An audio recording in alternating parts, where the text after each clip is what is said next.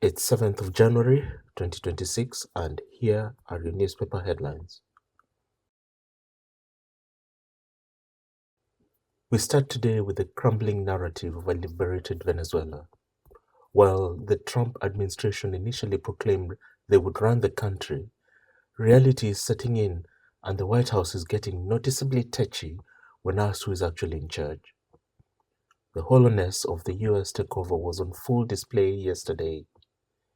The interim president, Delcy Rodriguez, may have softened her tone towards Washington to avoid further military action, but her allegiances were made visible through a defiant symbol.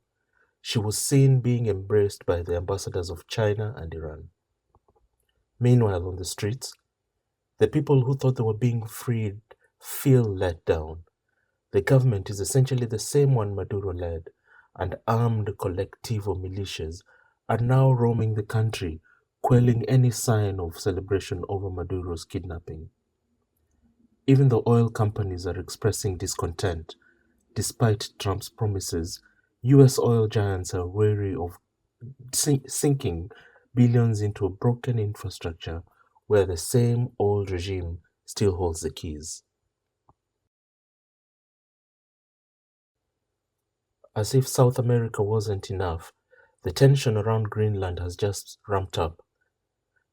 White House officials led by Stephen Miller have doubled down, claiming that Greenland is essentially for the taking for national security reasons and that they expect no one will fight for it.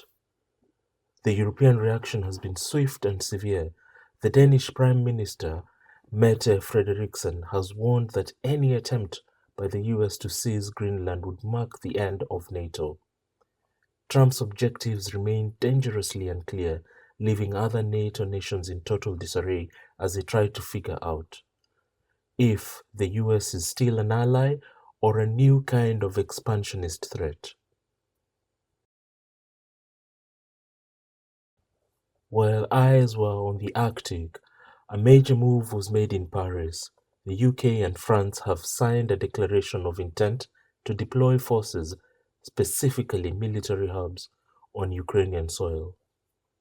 This is being framed as a reassurance force to bolster a peace deal, but is that deal actually anywhere near?